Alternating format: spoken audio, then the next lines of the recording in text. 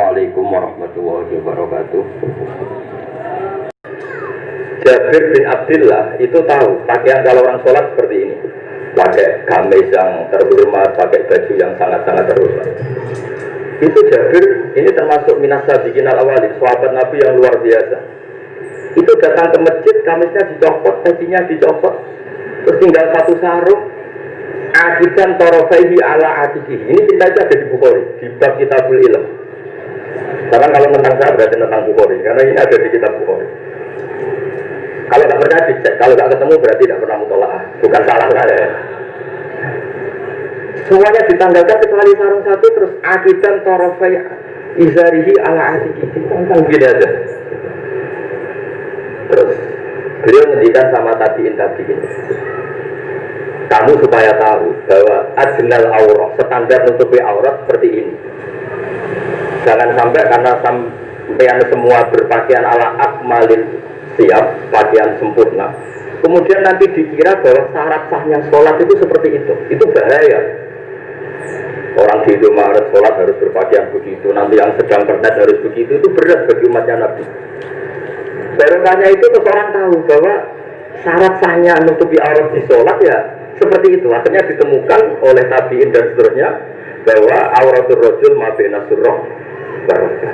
Andai kan tidak ada perilaku Jabir seperti ini, maka sholat seperti pakaian ini menjadi syarat sah. Dan itu ribet kan?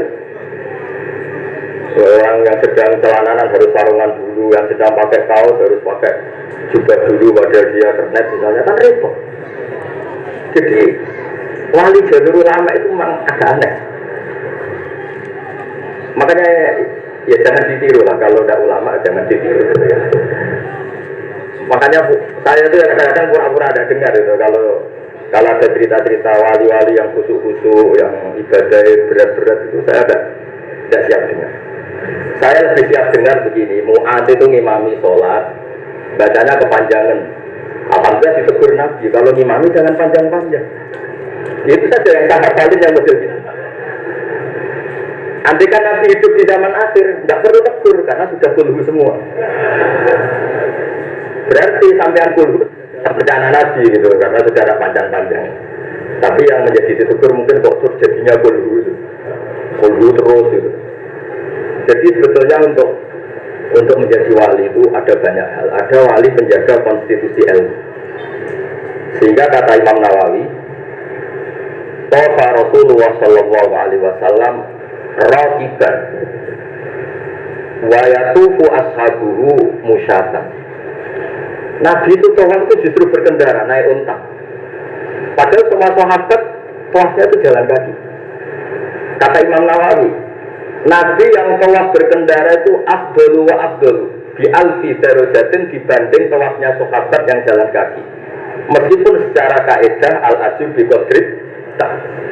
Karena Nabi andaikan tidak tawaf rakiban, maka akan dikira syarat-syaratnya tawaf itu harus jalan.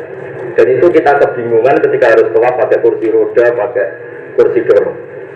Tapi barokahnya Nabi tawafa rakiban, maka akan ada konstitusi baru bahwa tidak menjadi syarat sahnya tawaf harus masyian, tapi sah secara rakiban. Jadi wali itu ya macam-macam. Sehingga kitab Sulam Taubat yang dikarang oleh Habib Alim Al-Alama Abdullah bin Husain bin Thohir itu dikarang seorang Habib Alim Al-Alama wali Abdal. Tapi ketika ngarang fikih itu diantara yang ditersangkakan itu apa? Ijabu malam yajib, mewajibkan sesuatu yang tidak wajib. Saya ini didian Mbah Maimun, didian Bapak. Kalau Mbah Mun ngeluh gitu. Aku sakjane ya kepengen ya santri itu tirakat terus apa lah. Tapi tirakat itu gak wajib. Engko nak ijazah malam wajib aku dosa. Akhirnya keterusan kono berpindah ke tirakat. Jadi bagi yang tidak tirakat anggap aja nglakoni apa? Tidak boleh mewajibkan sesuatu yang tidak wajib. Sampeyan ndak boleh bilang santri itu wajib poso Senin Kamis. Oh dari kitab sunnah kok warane wajib. Tapi resikonya nanti santri merasa foto Senin Kamis, mereka nggak arani sunnah terus. Resiko mana? Tapi apapun itu ini ilmu. Sehingga kata Ibnu Hajar Al Asqalani, Dan ini kebetulan banyak yang niru, tapi kita cukup punya argumentasi untuk tidak niru. Nabi itu, saya masih ingat Dewi Bangun. Uang lakoni kitab ya teman-teman. Nah teman-teman kok gue ya kayak wong-wong itu. Gak perlu saya sebut, nah ini sensitif. Ngomong itu siapa kamu tahu? Nabi itu kalau habis sholat, karena Rasulullah SAW idan sorofa min sholatihi aqbala alal hadirin atau alal musallin. Jadi Nabi setelah sholat, kalau beliau menghadap kiblat, setelah itu menghadap kemana? Ke timur, karena aqbala alal hadirin. Tapi para syurrahul hadis, para syurrahul Bukhari itu menafsirkan itu tidak harus menghadap ke timur. Itu adalah bentuk maklumat dari Nabi bahwa imam setelah sholatnya selesai harus mengatakan sesuatu atau melakukan sesuatu apa saja untuk memaklumatkan kalau sholatnya sudah apa? Selesai. Kenapa itu harus demikian? Kata Imam Bukhari, kata Surahul Bukhari, orang itu berjalan 3 kilo, 7 kilo demi menangi Nabi itu jadi makmum. Bayangkan kalau Nabi tetap menghadap kiblat dengan posisi kayak tawarruk lungguh tahiyat akhir, nanti Nabi dikira masih sholat. Dan kalau orang itu takbir Allahu Akbar terus ikut dulu, sholatnya sah pada sah? Tidak sah, karena dia menggantungkan sholat dengan orang yang sudah tidak sholat. Itu bahaya, cara fikih seperti itu sudah berbahaya. Karena irtibatus sholat biman laisa fi sholatin, dia menggantungkan sholat dengan orang yang sudah tidak sholat. Dan itu cara fikih bahaya, maksudnya bahaya tidak biasa. Untuk memaklumatkan itu maka Nabi menghadap ke timur kalau dalam konteks Indonesia, supaya mereka tahu kalau Nabi sudah tidak sholat. Nah, Kiai Jawa pinter, penggantinya kalau madhep timur kok sawangane apa yang ngandani, akhirnya madhep ngalor. Ini sudah kompromi politik, sudah agak ngadep ngetan, tapi madhep ngalor. Ada yang nggak madhep ngetan, nggak madhep ngalor, tapi astagfirullahaladzim, astagfirullah. Sementing jangan tunjukkan dengan rokokan. Nah, itu tidak boleh.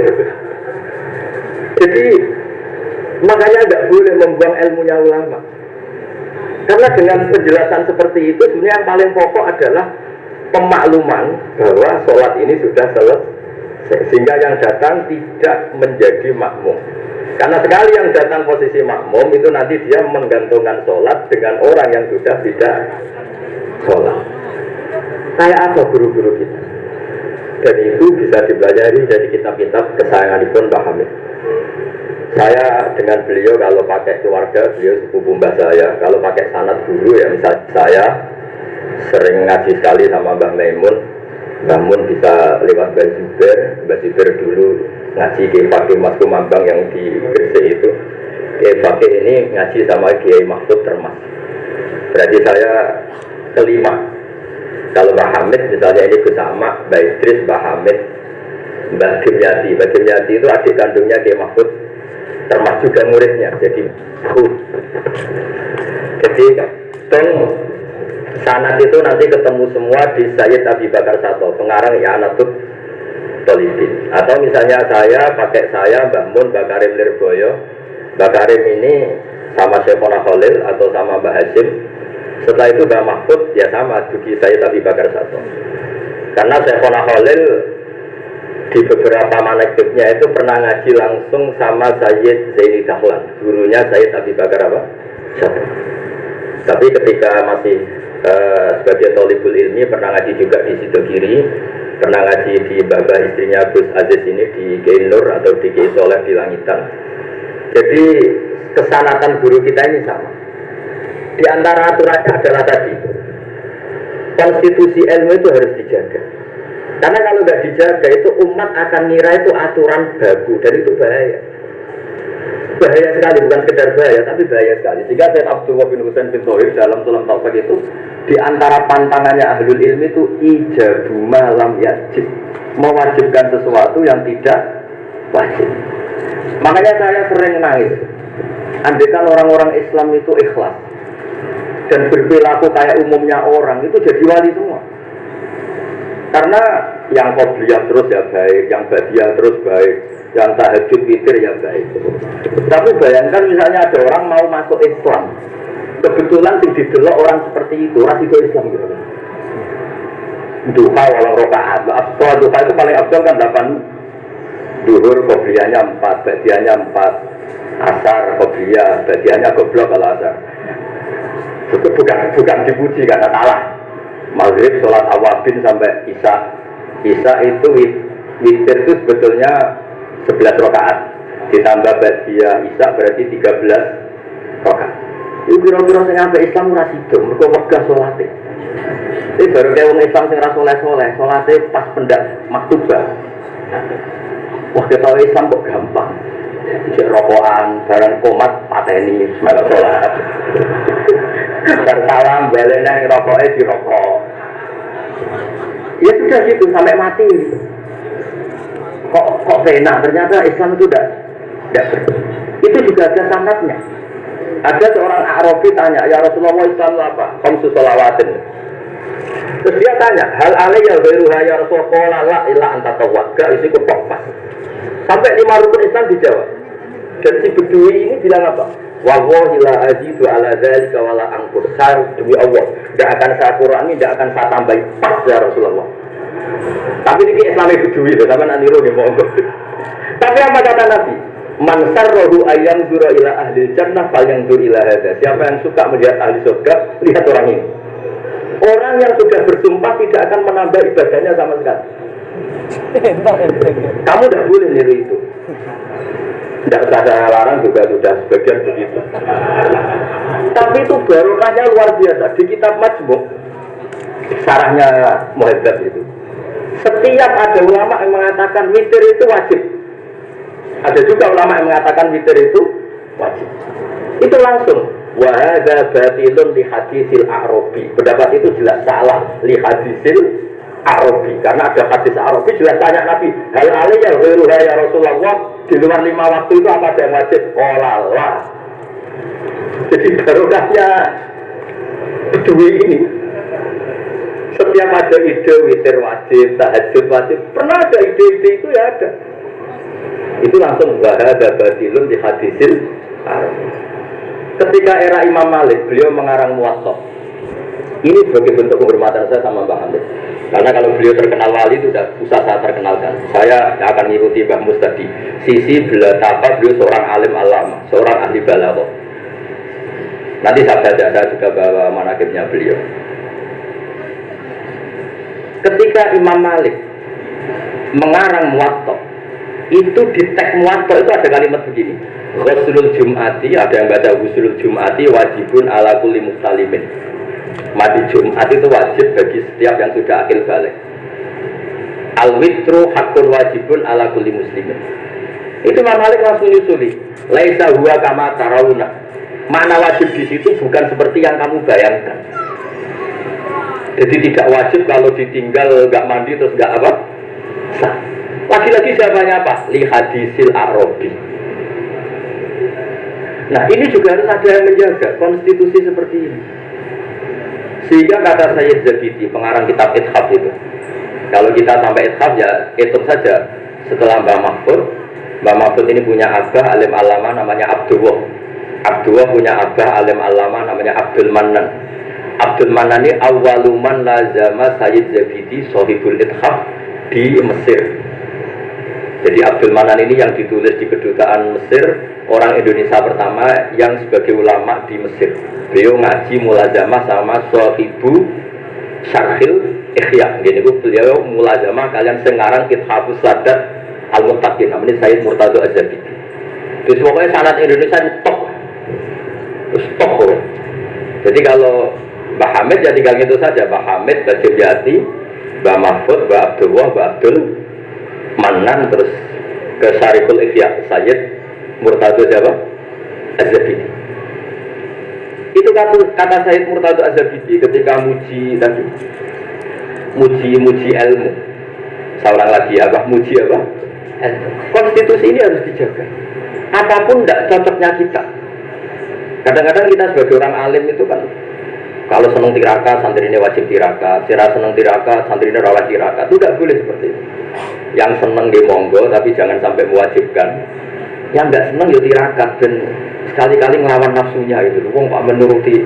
Kalau niku masih ngeten lagi sering tirakat, tapi sama ra tak kandhani kula iku pengen ikhlas ora riya dadi. Jadi sama ra oleh gugat kula, sebab ora tau tirakat. Ya misalnya tirakat ora tak kandhani sampai. Jelas termasuk tirakat kula niku ora diundang wong kang elang kecuali pernah sepuh. Ini agak diregani ya kebangetan gitu. Jadi sing undang kula ora pernah sepuh ya kebangetan. Enggak tahu diri ini. Karuan ra oleh kok dilanggar kok. Di kitab Jamul Jawami, di kitab-kitab itu, konstitusi ilmu itu dijaga. Sehingga sekali kitab itu diutarakan orang alim alama. Saya yang merasa utang jasa sama Sayyid Zabidi itu satu. Yang paling saya ingat itu satu. Allahumma sholli ala Sayyidina Muhammad atau ala abdika rasulika. Itu beliau mengurai. Wah, itu luar biasa. Di antaranya begini. Nabi Muhammad SAW itu melakukan apa saja, termasuk yang paling basariyah, itu adalah luar biasa. Asal jangan bayangkan Nabi itu macam-macam kok sampai terus rokok Anda akan. Andai kan Nabi misalnya bayar gedang goreng di depan umum, Nabi itu kalau bayar di depan umum, itu luar biasa. Kenapa luar biasa? Nabi itu jadi Nabi setelah Nabi Isa yang dituhankan. Sehingga Nabi harus sesering mungkin memperlihatkan al-a'rad al-basariyah. Beliau harus menunjukkan bahwa beliau adalah seorang manusia. Sehingga Nabi Dahar itu dengan sampean poso tahun ikut mulai Nabi Dahar. Karena sekaligus pembatalan rububiyatun Nabi atau iddia'u rububiyatun Nabi.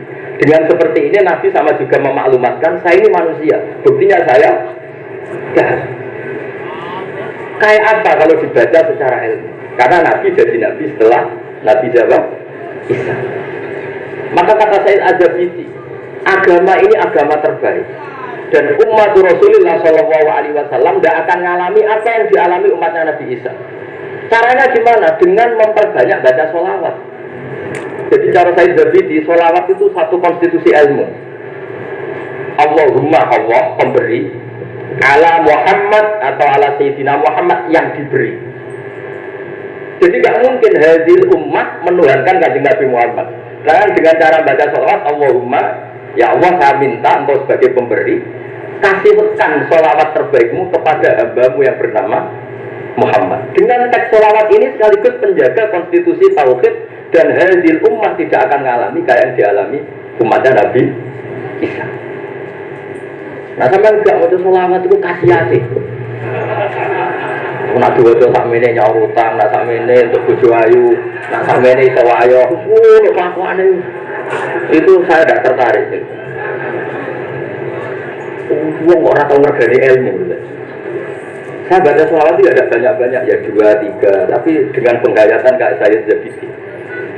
Ya akhirnya ya rapati terus sama sampean, tapi secara konstitusi ilmu lebih diridhoni Allah dan Rasul. Aku yakin. Karena tadi Nabi itu jadi Nabi setelah tragedi Isa dituhankan.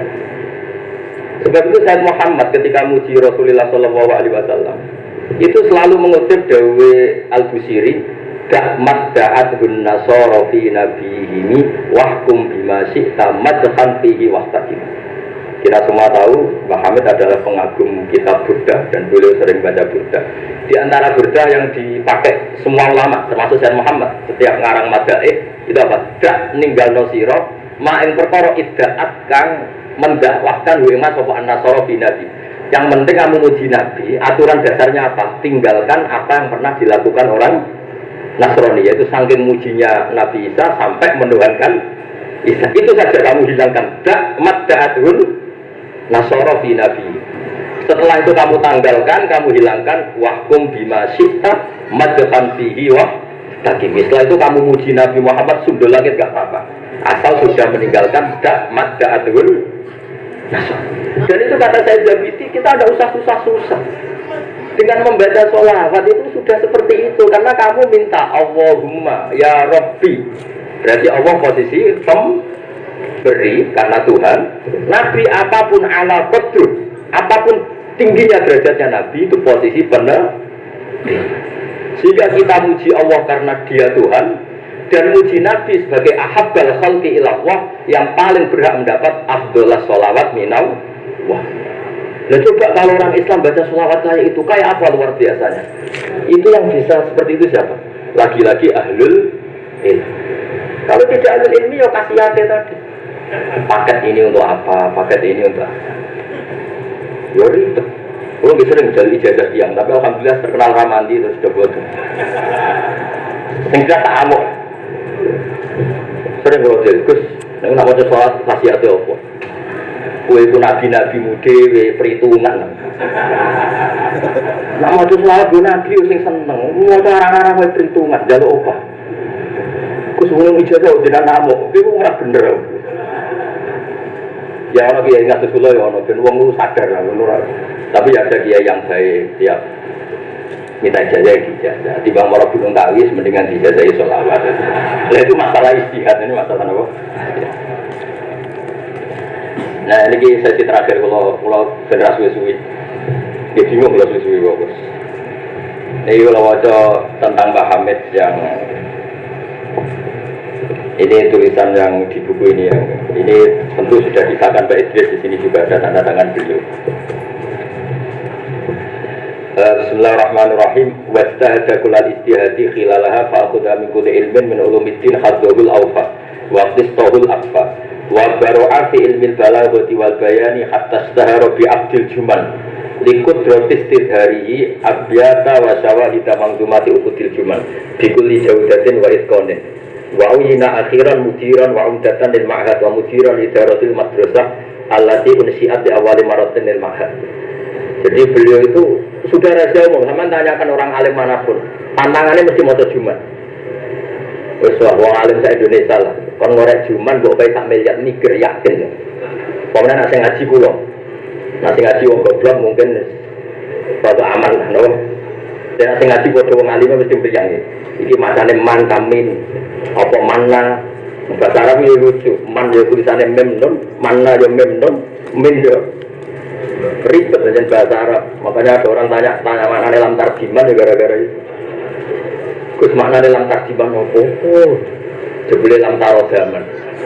Lam taro ora ningali sapa mar'ah zaman gede diwaca langsung lam tarjiman. Pusing. Gini. Karena syaratnya jadi orang alim itu dua. Satu punya guru alim, dua punya murid alim. Di guru alim itu iso istirahat. Mungkin kok muridnya bodoh jadi bodoh nih. Tapi nak sampai di guru alim, di murid alim meriang. Lalu kalau bayangnya jadi batunya hati termasuk meriang. Mbak Hamid berikum pun alim nanti ngaji tentang Mbak Khalil Kasingan. Mbak Khalil Kasingan itu terus bayi bangun. Oh yang sarang, Mbak Khalil Kasingan itu yang sarang Khalil Harun. Adik Ibn Mbak Umar Harun. Ini aku menantu saking bagus dari pendiri Pondok Sarang. Malah ini bangun di balik Gus Mus oleh Mustafa berjanjian pernah sepuh. Sepuh nih, sepuh bangun. Ini Ibnu Hajar Al-Haytami. Niku muridnya Zakaria Al-Ansori. Zakaria Al-Ansori di guru jenis Ibnu Hajar Al-Asqalani. Nah, apa ngaji meriang, mereka kan moco. Ah, moco. Gurunya alim alama. Nah, apa ngulang yang meriang, mereka muridnya alim. Aku nak bener di guru Ibnu Hajar Al-Haytami. Jadi dia guru alim, dia murid. Makanya sumpah. Jadi Zakaria Al-Ansori itu sumpah. Masyhur dia. Lima dakunta aliman hatta staharta bi Syekhil Islam. Jabe li anni tuqtu baina hajuraini. Masyhur. Aku digebek waktu loro. Ya aku nak ngaji yo sumpah perkara di guru alim alamah. Nak ape mulang yo sumpah muga di murid alim alamah. Ya meriang. Jadi akhirnya yo nak ngaji yo mutolaah, nak ape mulang yo mutolaah. Mergo muridnya pinter. Zaman itu terkenal di Muhammad Al-Haytami, alim alamah. Wong karangane luwih akeh dibanding gurune. Jadi mulane di murid orang alim itu barokah. Jadi zaman ngeluh murid kok gak alim-alim, itu Allah sudah menyediakan berkah. Kena murid mualim itu meriang. Mulane sing syukur, murid sing syukur ora sampai ono sing aneh-aneh. Kesuwen di murid sing alim-alim. Allah tidak menyediakan itu. Nah itu nyata, itu ribet. Mulane donga dikira-kira. Donga sekali ra bener iku mari trauma. Kalau bolak-balik cerita, Hikam itu termasuk orang yang nggak pasti suka kalau orang berlebihan berdoa, karena beliau cerita, ono wali tukang hamal itu tukang manol. Dia dapat uang kalau kerja di pasar tukang ngangkut barang. Setelah punya uang, cara sekarang 10.000 pulang terus ibadah. Karena dia nggak ingin kaya, wali kok ben juga ya wali aneh gitu. Tapi nak wali kok ora suga itu ya aneh juga. Karena nak kepen suga berarti toma, nak gak suga berarti rapati urusi pangeran. Padahal waqat qala ta'ala lid dunya ukhdumi man khodamani. Ono sing maca ikhdami man khodamani. Kalau tak waca loro ben ketok isane ngaji, engko guru. Kulo nu ribet. Kulo niku kulo mboten pamer alim mboten. Justru kulo ngetokno alim ngergani guru-guruku. Nak kulo ora ngetokno alim kan murid Mbah Mun kok ngono. Jadi kulo niku ya rada sombong tapi niate sae. Kan yo kecil-kecil sampe ponakan kok goblok e ngono. Dadi niki sawangane sombong tapi niate adab. Mboten niki jujur mawon. Dadi kadang wong sawangane sombong hakikate iku adab. Cara bapak ngoten. Jadi wong sawangane sombong tapi apik. Ya mergo wae saking tahadus bin. Wong nak wali tenan mesti Allah dawuhna ning donya ukhdumi man khodamani atau ikhdami man khodamani. Wong sing ngurusi aku iku ngurusi. Makanya mesti atat dunya wa ya rahimah. Wong wali ku mesti donya teko meskipun dia ada seneng. Lalu sing nawani mobil Mercy kaya Hamid zaman iku Mercy mewah-mewah mobil ya kuat. Ya rapati ono cerita butuh di Fatihah untuk punya mobil. Dan Mbak Bisri luar biasa masih kontong ngakoni nak dongane Pak Hamid. Meskipun ya sering bodoni Pak Hamid Ki Bisri, masyhur ceritanya. Ki Bisri nanti diundang teng mriki boten disangoni Mbak Ki Hamid. Ngomong kok kanca. Wis ya aku ora sangoni kok abimu tak pek. Bareng dipek dibeto teng Kati teng Rembang mriko didol luwih mukine Pak Hamid. Payune luwih larang timbang harga mutalek. Zaman itu misalnya umumnya balak dipangani 1,5 juta, itu payu 3 juta. Itu gak ada cerita, ngoten-ngoten WA, Ki Bisri kalian ke Hamid rata WA. Sekarang Ki Bisri soal meriki, susu ya Kang. Jadi di sini wali ya relax ya satu. Jadi singkat cerita ini hamal ini ndonga ya Allah kula niku wali, mau kepen mangan sak piring kok dadi hamal. Kula niku sukane rezeki sing ora usah kerja. Walhasil beliau itu kudu iya sarikon di dakwah dia mencuri terus di penjara untuk jatah mangan tiap hari untuk jatah mangan. Gusti kenapa harus penjara? Kan kamu minta rezeki tambah kerja. Juga ini sampai pangeran ngalap doa bukan sakit. Mulane ndonga niku do yo sing ana sunah Rasul. Kok nak sekali keliru ning ribet.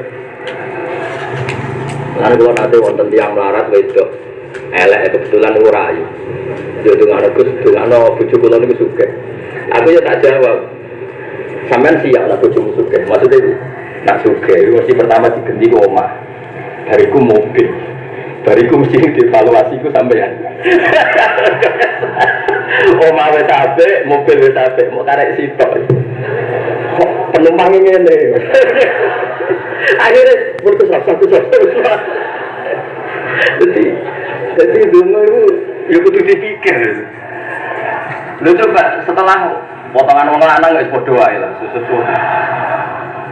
Coba ketika omah mewah, mobilnya mewah misalnya Alphard, terus yang mlebu seperti itu ya enggak usah dijelaskan itu. Coba apa yang kira-kira dievaluasi? Rumah sudah diganti mobil.